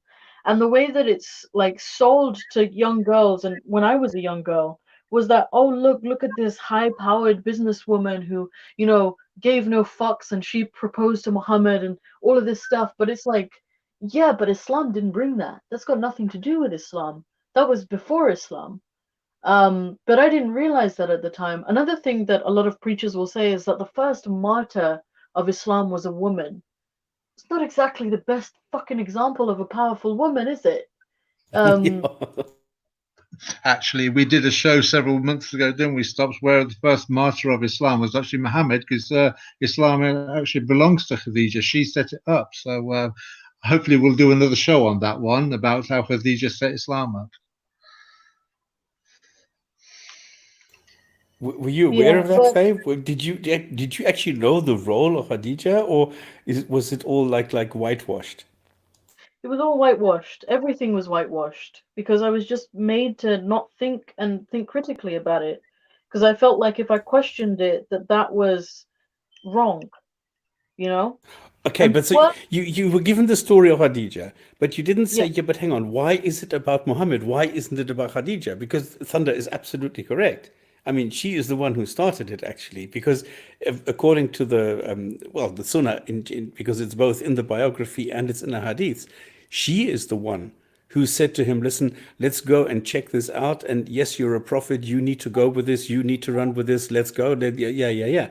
If she had said anything different, according to the Islamic texts, this I would think never have that happened. I think that if Khadija had lived just a little longer, I don't think Islam would be as fucked as it is now. Um, but no, it was never about the significance of Khadija. The significance of Khadija is so rarely highlighted in Islamic history in terms of the seerah. She's just the way that they talk about her is almost as if she was in the background Yeah, rather than like they it's just talk about how she comforted him when he was freaking the fuck out. Like that's all they talk about. They don't talk about the fact that she put it in his head that he's a prophet. and she knew what was going on. You know, she knew. She even knew the name. Remember, Allah, your Allah. Well, by Allah, this will He will never allow this to you. So she knew more about Allah than what Muhammad did. But you know, I don't want to say too much because I'd like to do another show on that one. But I will just going back onto the Khadija thing. They don't want to touch on Khadija that much. It's almost like, yeah, Khadija, she was first wife.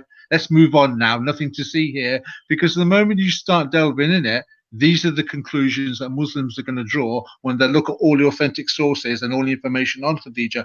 That, you know, we have to bear in mind Muslims are intelligent people too. They will draw these conclusions themselves if they get exposed to this information.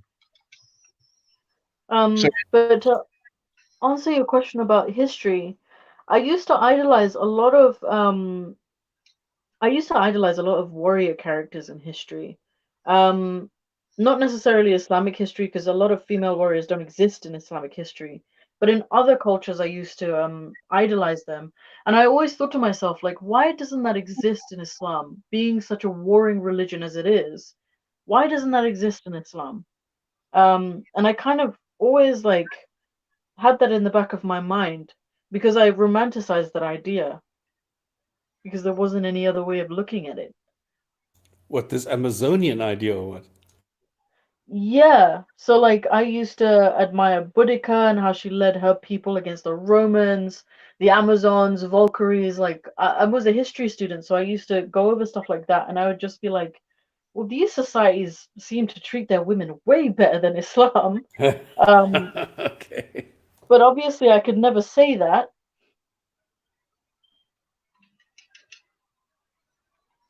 If if you were to have no, let's if you were to be like a Muslim, do you think that if you were to have kids, you would still bring them up the same way as you were brought up? You know what? My biggest fear in the world is having children because I'm so Okay, then let me ask terrified. you something different. If you think that you might have children and you are not a Muslim the way that you are now, let's say, what would you teach them about Islam? Just stay away? I would say everybody believes in fucking fairy tales. You can believe what you want, whatever makes you feel comfortable against the inevitability of dying and not existing anymore. You can believe whatever you want to believe. Just don't shove it down my throat. So, and you know, of course, what the follow-up question is going to be. What happens if your daughter becomes a Muslima? That's fine. It's her life. As long as she's not going around the world gallivanting and killing people, it's fine. And She if can she do what she does? wants. If she does, I don't know. I'm just gonna have a selfish moment and just be like, what have I done? Remember the first item I had in the news, okay? This was a woman who decided to blow up St. Paul's. I mean, for me, this is crazy. But this is the way that it works. So imagine if you're a mother and you've left Islam behind and you give birth to a daughter, and she becomes a female Muslim, a radical one at that, a militant one at that, and she's then the one who threatens to blow up St. Paul's. I mean, how would that make you feel? My goodness, this Stops. must be Okay, terrible. let me tell you why I'm so afraid of having children. It's exactly for that reason. It's the fear, and I don't necessarily think that it's even moral to have children until you are absolutely certain that you want one, and there is a need for you to have one.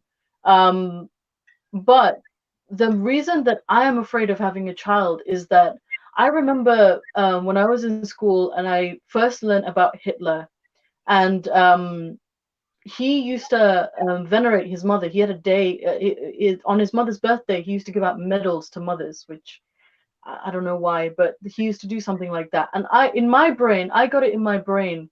What if I gave birth to the next Hitler? Like, I will forever be known as the mother of the new world Hitler.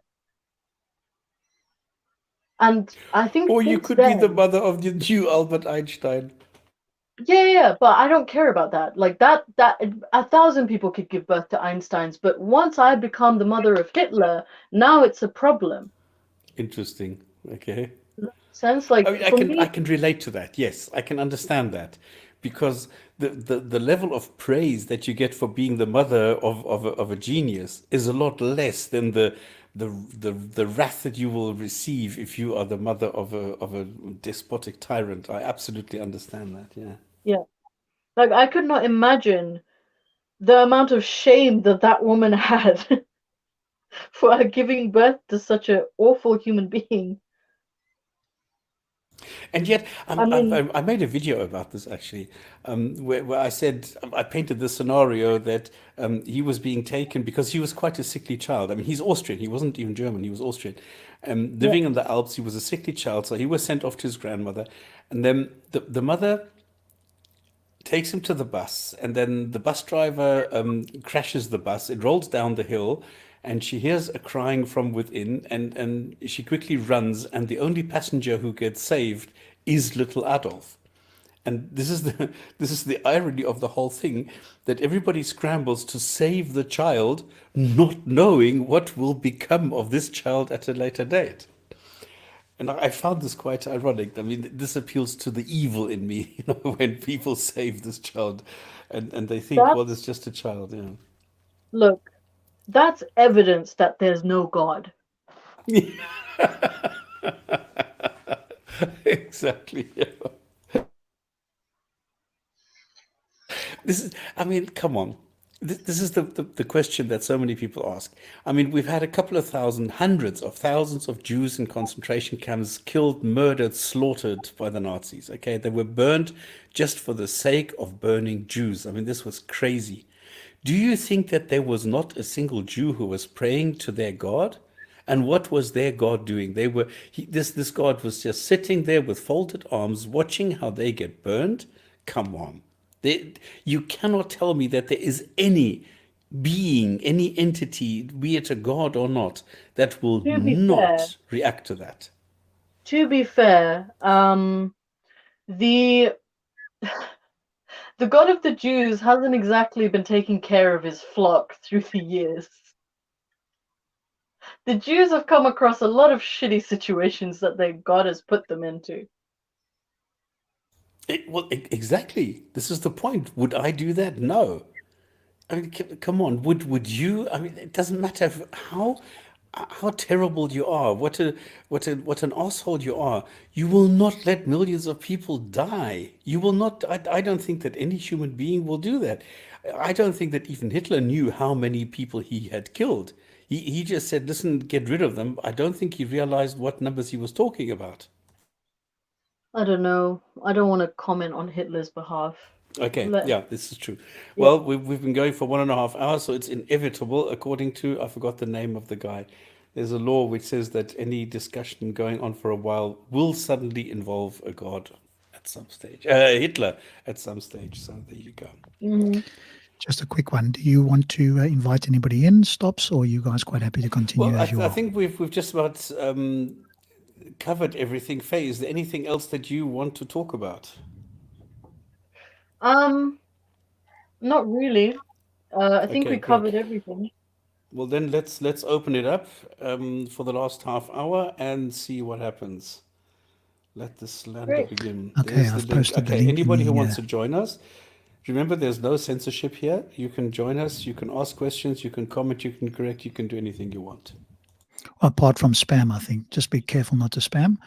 And we have James SE. That was awesome. James, welcome. Here he is. And again, there's the link if you want to join, especially if you are a critic. Please feel free to join. The link is above. I'll post it again and we'll add you in. There we go.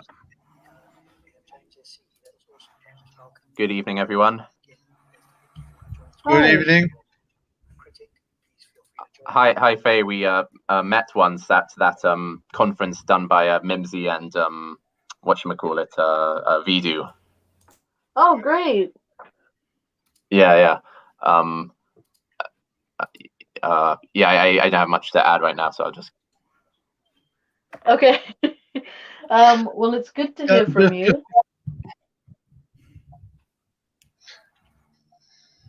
Just talking about we are talking about wife beating in the Quran from last week, and the continuation is this week. I just want to know if what other excuses have the panel heard about how Muslims get out of this situation. I mean, today the most recent excuses I found is translation of the word is not correct, which means for me, by implication, when I consider it, that they've got 1400 years of mistranslation, and every Quran that's out there at the moment that has been translated should not be read because it's rendering the word incorrectly. The curious thing is how comes it's every time a Muslim living in the Western world that seems to have this authority? You know, are So there just any before we continue there, I just want to welcome in Why So Religious. He's an Islamic critic, and Buddha Bing. I think Buddha Bing might be sympathetic to Islam. I can't remember, but just welcome both of them. They don't have an icon, so they're both coming up there with just a white thing, and I don't think we can show the. Can we stop? I'll look and see if we can add in the tag so people can see them. But welcome, Yeah, guys. I can do that. Let me quickly do that. Hey, Why So Religious? How are you, man? Well, yourselves. Long Good evening, time. good evening, Yeah. good evening. Can you guys hear me? There you go. Here are the names. So that you know Awesome. if somebody flashes, then you know who is talking at that moment with the names and everything. So, oh, Buddha left again. And James also left. Yeah, I think they might because- have dropped or something. But I'll go out if we get 6 or more. I'll Because put I saw myself that you in the back sacrificed chat. yourself to get James in. Yeah, that's what I'm doing. I've because James just has okay. been There's talking- Buddha back. Please, But James, if you why want to have you join been again, talking to and Zeriab? I can I thought always I hop finished out. him yesterday. Oh, sorry. Good evening, good Sorry, evening, Rob, good I evening. was Can you speaking guys hear over me? you. Hello? Yeah, we can. Ah, brilliant. How you doing? Well, Rob, I was just speaking over you. I'm sorry. I only heard it at the end.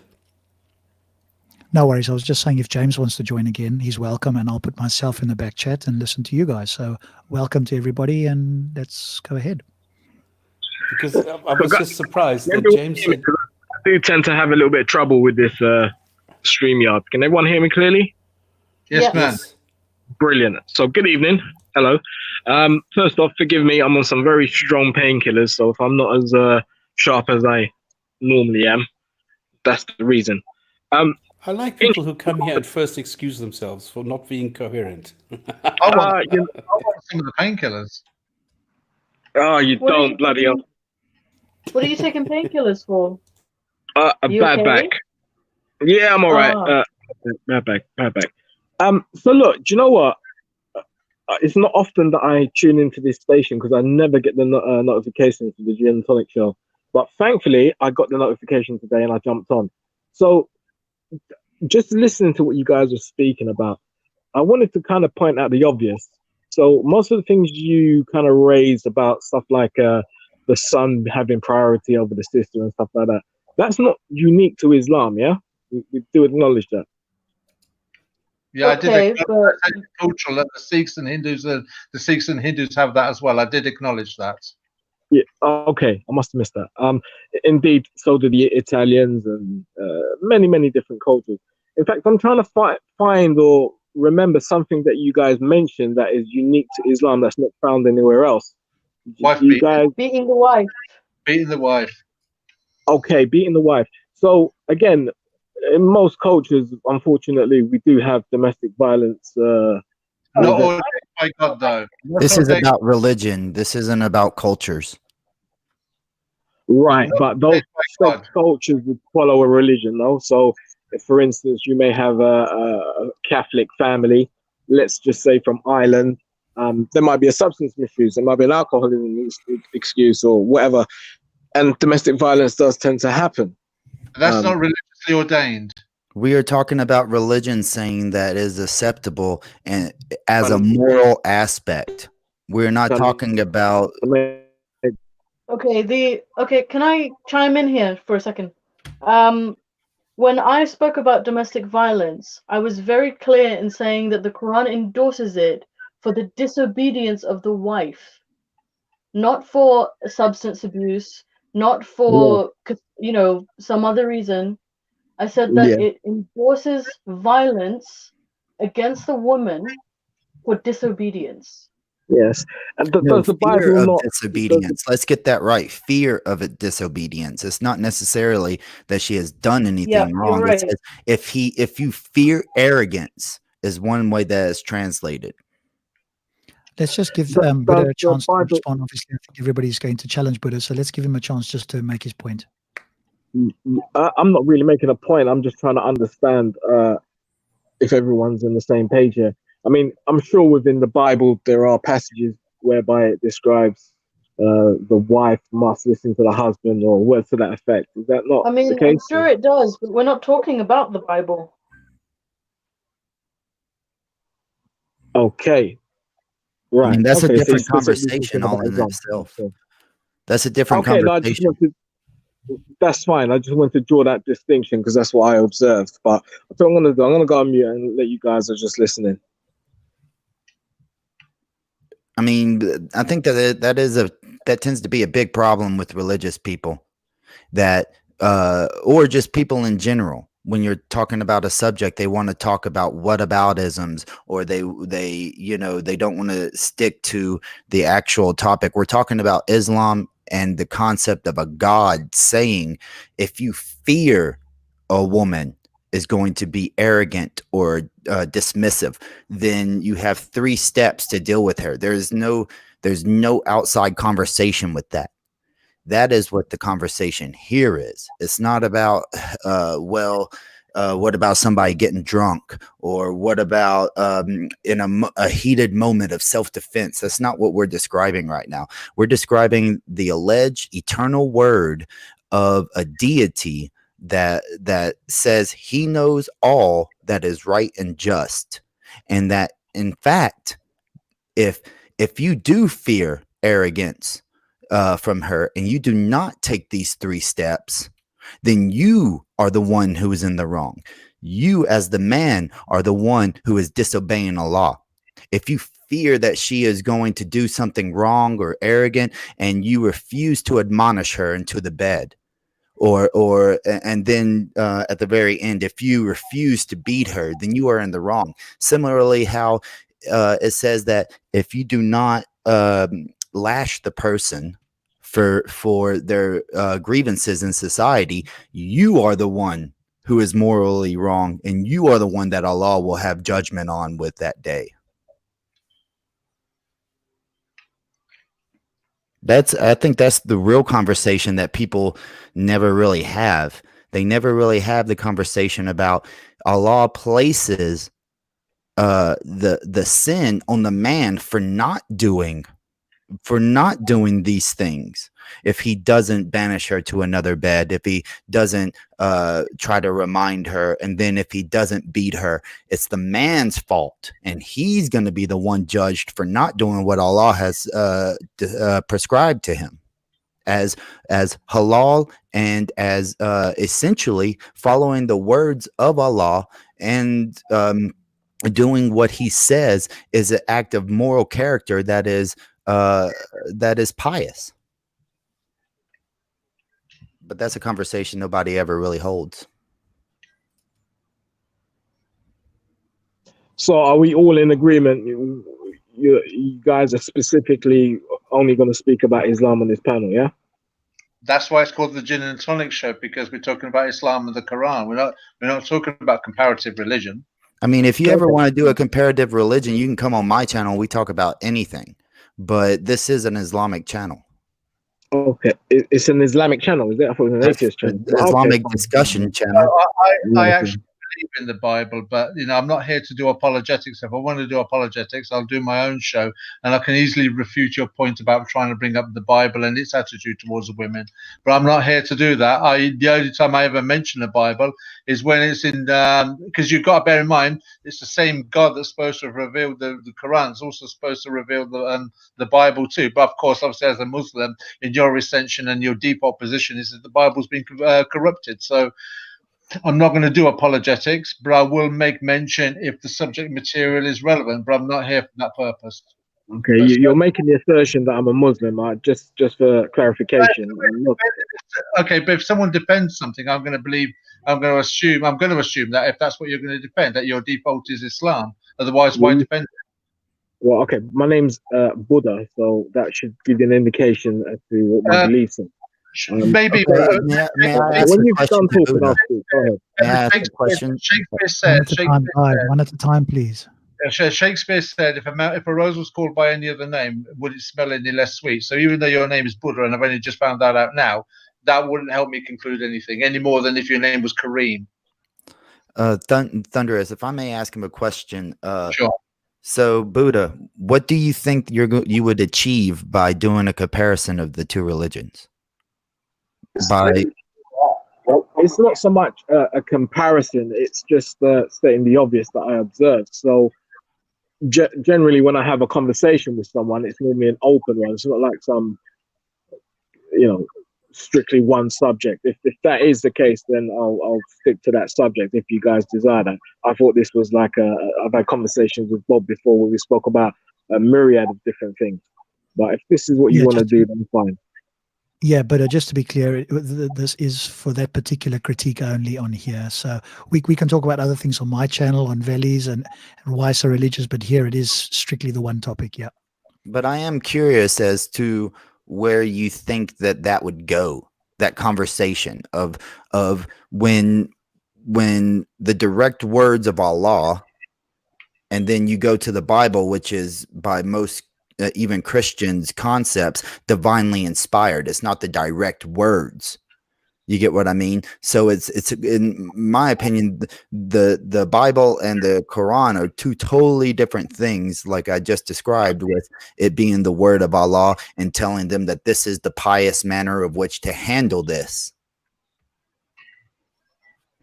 Indeed. So my reasons for bringing up the comparisons of different religions and different cultures were the same, to expand the conversation. But if you guys are saying that you want to keep the conversation in one direction, then that's fine.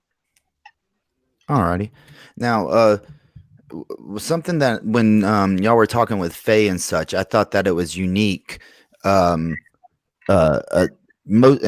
even I think Stops mentioned this about is it the Quran or is it the Hadith that most Muslims go by, or what's more important? I think there's obvious truth that Muslims follow the Hadith and Muhammad a lot more, and that they're willing to quote unquote abrogate parts of the Quran for the Hadith. A good point of that would be in everyday life. You need to distinguish when and where. Well, I mean, I think there's a difference. Go ahead. So if you've watched this show for long enough, we used to go through the tafsir and the translations and things of the Quran. What you'd notice about the Quran is that it's mostly bad poetry, and there's not much that you can glean from it unless you complement it with the Hadith. So while I do agree that you can, in a sense, abrogate the Quran with the Hadith, the Quran doesn't have much to stand on its own. It needs the Hadith to complement it. Well, you see, I would actually disagree with that. You think so? Yeah, of course, because the Quran is supposed to stand on its own. It wasn't until it wasn't until way later on that hadiths were compiled, and then essentially by one person said, "Yeah, these are the authentic ones, and the rest of them I'll just toss out." So really, the Quran even says itself that it's supposed to stand on its own. It uses the word hadith 26 times, and it's always Allah's hadith, or it's which hadith will they believe in after this book. So yes, it's supposed to stand on its own, in my opinion. True. I see your point. And what I was getting at is the reason you can tell that they follow more of a Muhammad stance is such things as the verse about wearing a veil behind a border, right? The hijab is a veil. It's just a veil. Well, if you look into the hadith, what Muhammad did, okay, Muhammad, when there was a hadith about he took Sophia, I believe, after a battle, and they brought Sophia to his tent, and he quote unquote married her that night, but they didn't know it. And the way that Muslims knew if Muhammad took a person as a wife or as a slave was that he covered her up in a burqa. And if you look across Islamic lands, and a lot of these people who are against burqas will say, oh, no, that's just cultural. That's a cultural thing that's been at their place for centuries. Well, then why is there a hadith that supports that the only way that you would know that Muhammad didn't take a woman as a slave is that he put a burqa on her instead of a hijab, just a barrier of covering her ears and her bosoms, which is really what the hijab is supposed to be, is covering the hair, and it covers the bosoms. So that there's no cleavage. So I'm trying to understand this. So is everyone on the panel against the hijab, the niqab, or both? Wait, Now, what? the question is, are you for covering women? Am I for covering women? I don't have an issue. My stance has changed somewhat in the past couple of years. I was very against the niqab. I never really had an issue with the hijab, but I was very much against the niqab. However, as I expressed, nowadays I'm open to it. If a lady wants to wear a niqab, then so be it.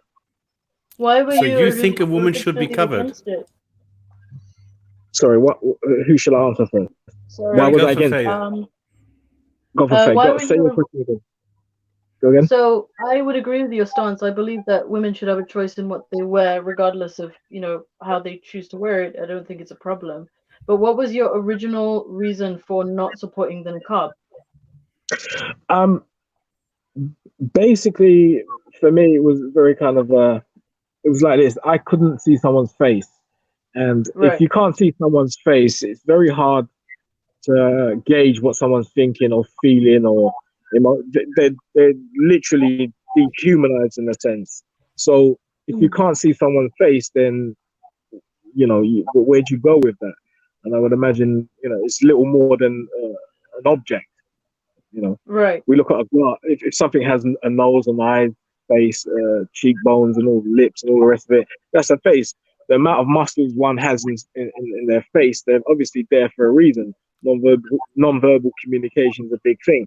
So that's primarily why I was against it. So what changed? What changed? I think, again, I don't want to go off topic, and I don't want to go off subject, because I know some of you kind of like want to keep it locked down. But look, if a gentleman wants to dress up as a female and walk around, and that's socially acceptable, so why can the niqab not be? Do you understand? If somebody wants to live their life as a male who's actually born a female, or a female who's actually born as a male, then if that's socially acceptable, I can't understand why. But there still are laws in place. Okay. There's still laws in place. Sorry, for my friend. for Can the I maybe man. finish? Excuse me. Sorry. Hello. Can you hear me? Yes. Please. What I'm going to do is I'm going to mute, and I'm going to let you speak. Please try and not speak over me. I'm trying to talk here. Like, you're the only one doing it, to be fair. But go ahead. Well, you're not talking about the same type thing, right? You're talking because a man wants to dress up as a woman, that's fine. But that is, and just like if a woman wants to wear a niqab, that's fine. But we do have laws that dictate how people can and cannot dress, and there's certain reasons for that. Just because if a man wants to dress up like a woman, which means he's walking around in a thong, that might not be lawful, depending on if body parts are showing that are not supposed to be showing. And along with the niqab, it's not lawful for you to walk into certain places without being able to see your face. Just like there's you can't go into banks or whatever. And then if a business wants to make it where you they have to legally see your face when you come in, that's the same thing. So that's the reason I was interrupting. I don't see the connection that you're making when you're trying to say if a man wants to walk around as a woman, dressed up as a woman, we're talking about the lack of clothes possibly, as opposed to the excessiveness of clothes when it comes to Islam. I think one of them is more based on Right, maybe respond and clarify what this gentleman just said, if that's okay. So I'm specifically speaking about someone who's maybe a transgender or a transvestite, who is a male who wishes to live as a female. So that person It doesn't may change my response. All right, you know what? Carry on. That doesn't change my example, though. I think you got to understand one of them is more based on free will and one of them is more based on oppression. So if a man wants to dress up as a woman, he's making that choice himself to do that. When a woman wants to wear the hijab or the niqab or something like that, that's more down to like a cultural, social, or religious pressure and reluctance. That's also not my point. My point is that there are laws dictating what we can and cannot wear in certain scenarios inside a society. And that's where it becomes an issue. Just like I don't care if a woman, I used to live outside of New York. So of course, whenever I would go to New York, I would see women in hijabs and it didn't bother me, or niqabs and burqas. It didn't bother me because the fact is that they can do that on the street. But if I'm inside of a bank or if I'm at a place where I am not lawfully allowed to protect myself in certain ways that is different inside of the public domain, then I have a problem with it. Okay, but are you asking a direct question of Buddha now? What I'm So just to respond to the gentleman from England, you're absolutely right in what you're saying. One is dictated by religion, and one is maybe a choice, whatever, fine. But the bottom line is that is what happens. The result is the same. One is wearing a different type of clothing. One is wearing another different type of clothing. But now that one is socially acceptable, and to a certain degree, the other one is socially acceptable as well. So that's the point. I do take your point what you're saying about the influences as to why. I mean, as an ex-Muslim, the one thing I don't want when I'm walking down the street is to look at a bunch of women coming approaching me and making me feel like I'm being approached by a bunch of stormtroopers. So I don't like the idea of. To be fair, I don't think stormtroopers wear white, don't they? Sorry. Stormtroopers wear white, don't they? Yeah, they do. Are you saying that burqas can't be white? Have you ever seen a full niqab and hijab, everything in white? I haven't seen them. Even trash bags come in white, bro, not just black. Okay, but the point is, I think the question to Buddha is there any justification for anyone to tell a woman what to wear? Okay, can I sorry, there was a question to Buddha. Buddha, do you think there's any justification for anyone ever telling a woman what to wear? A woman, possibly, maybe a husband could pass comment on the wife saying, "Listen, we're gonna go and see my parents." I didn't say pass comment. Listen to what I'm asking. I'm asking. I heard what you're asking. Any kind of justification for telling a woman what to wear? No, there isn't. There isn't. Okay, not in my understanding. Go ahead, Faye. Did you want to ask something? So what I wanted to say is that I don't think it's down to an outside perspective what they want to see. I think it's down to women how they want to dress, which is why I think we've had this discussion before on a previous Gin and Tonic live stream where I think all of you wanted to ban the hijab at one point. But I said that I don't think it's a good idea because it will further isolate people who are forced to wear it. Because in the situation that I was in, and I know that several women are in that situation currently, if you ban something like the hijab or the niqab on a grand scale, those women will be further isolated from the public. And I think that that's worse than letting it continue. I mean, I feel like it would actually raise jihad, because if you read the Quran, oppression is worse than death. So Yeah. you can't tell me that Muslims are not going to say that telling them that they can't make their wives dress how Allah says is not oppression. That's my main thing with not banning it. And also, I don't think you should be able to ban people's clothing. You should be able to make it unlawful for them to wear less clothes depending on the situations. You know what I mean? We all have to live in a society where we don't want to see each other's private parts or whatever. But in general, though, the main issue comes down is you don't know if it is the woman's decision or if it's the man's forcing. And a woman could tell you, I mean, I know believe all women in all concepts of life, but you don't know if it's the woman telling the truth about, oh, it's what I want to do. I'm trying to become closer to Allah, or whatever. It's just like if a woman tries to say that she's wearing a burqa or a niqab because the wives of the prophets did. Well, inside the Quran, it says that the Muslim women are not like the like Muhammad's wives, and that they will never be the same as Muhammad's wives, that they are a different tier to them. So, it's not saying that you should even try to be like them. So I think that the main problem in the discussion with trying to ban hijabs or all the way down to niqabs is that there's no way to tell if it's forced or if it's personal.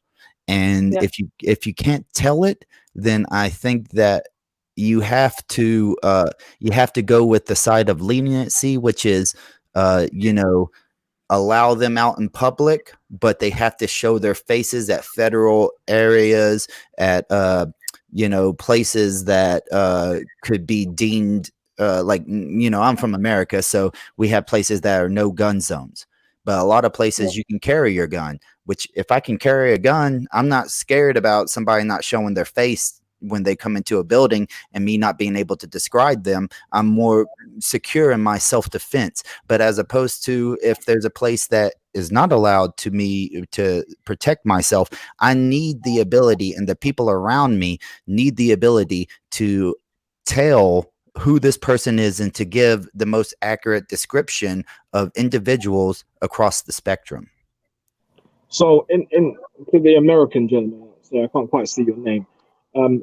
In regards to federal buildings, if a transvestite walked into, say, a bank, I'm not sure if a bank is a federal building or not, but would you ask them to remove their makeup? That is a false equivalence. That is a horrible equivalence, because you can have a burqa. Listen, Buddha, you can have a burqa on that's covering your face, and then when you go into a bank, you lift up your burqa and you still have makeup on your face, and the camera can still tell who you are. That was a horrible equivalence, bro. It's not an equivalent. It's a question. You are comparing. You're comparing. I'm not making no comparisons whatsoever. I ask you a direct question. You can choose to answer it or not. It's up to you. Your question has no point. It has no bearing, because you can still see the person's face. Don't worry about it. Okay, it's all right. Don't worry about it.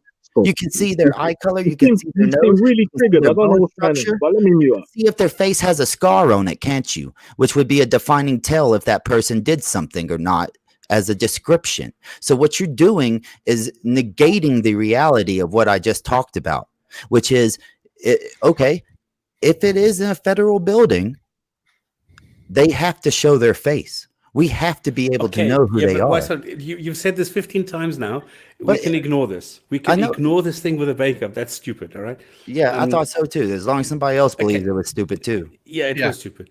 But that doesn't matter. The point is, do we think that a woman should be, and this is the question, I think, at the heart of the whole thing, a woman should be allowed to think that she needs to cover herself and then get away with it and then say, yeah, we are all in agreement with her and we are even supporting this by I don't know how many women on the hijab day thing went and also donned this stuff in support of the women who are being, in my eyes, demeaned and subjugated. Should we still do that? I just want to say thank you for having me on. I have to go pick up my son. Y'all have a great day. Excellent. Thank you. And just in my experience with the hijab as well, I just want to add that some of the shops that I go into where they have female Muslim members of staff, they have this sense of modesty and piety where they're wearing a hijab. But boy, aren't their clothing so tight, skin tight jeans and tops. They're not really leaving much to the imagination as far as breast size and buttocks are concerned. So, we're arguing about what kind of Muslim that's wearing a hijab in the first place, the one that's wearing the hijab, but what about the one that's wearing the hijab and the skin tight jeans and the skin tight jumper too? So there is a bit of contradiction in these people as well. I'm not against Okay, let me that, welcome Kay, but let me just re-ask my question, because I was asking, is it something that we should support? Is it something that we should have a hijab day in support of those women who are forced to wear a hijab cover? Should we do this? Not. Okay, my answer to that then, and I'll give you out because I wanted to bring this out when it came on the show right at the beginning, because somebody made a comment about why is the left supporting this? Yeah, was it you, Stops? It was me.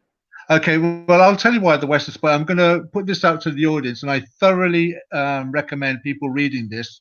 It's called "The Industrial Society and Its Future," and it's written by Theodore Kaczynski in 1995. So he wrote it in 1995, but obviously the ideas will have predated from before he put it onto paper. And for anybody who doesn't know who Theodore Kaczynski is, he was known as the Unabomber. He wrote this article, and I thoroughly recommend everybody to read why the left move on to these or tag themselves to these ideologies and movements that are in the mainstream at the moment. That would be, when you read that, then you'll understand why the left moves on to hijabs and having the hijab then supporting it. Okay, we've actually reached the 2-hour mark. Kay, is there something that you want to ask or comment? Sorry? Well, I was speaking to Kay. Kay, you're muted. You will have to unmute your microphone in case you're saying something. Is there something that you wanted to say? I only heard a because kelp.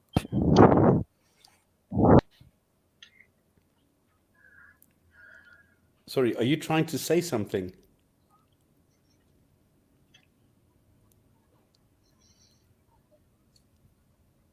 No, okay. No, Well, I don't do you know think what? so. Stop. Stop. I want to try and respond to your question that you posed. So let me just clarify it. So you're saying to me, or you're saying to the audience and everyone else, that should we care about what somebody thinks they should be able to wear? Is that your question?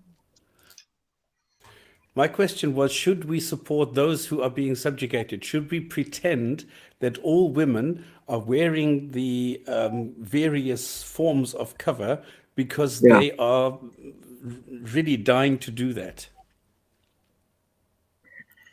That's an interesting one. I think you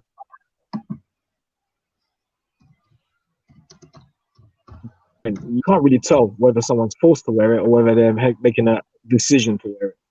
That's where that question is a bit of a difficult one to answer. Exactly. So how are you going to tell? Are you going to support this? Are you going to ban this? Because I think by banning this, we're doing those people a favor, because I would say that the majority of women are not really in favor of covering. So if we go and we ban this, there are still ways of not showing your face openly and in public if you don't want others to see it, especially covering your hair. You can always wear a cap or whatever, but you are not removing yourself from society by wearing layers and layers of black cloth. This is the point that I'm trying to make, because I find it incredibly demeaning for a woman to having, as soon as she goes out, having to don all these different layers of clothing on top of her.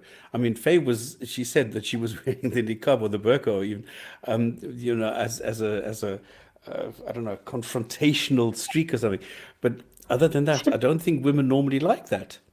So stop. So are you suggesting banning both the burqa as well as the hijab, or just the burqa? Well, you can't very well ban the hijab. You can ban the burqa. You can't ban the hijab, because this is just a piece of cloth that you are covering. That you know, if it's Right. windy or something. I'm not talking about that. I'm talking about any kind of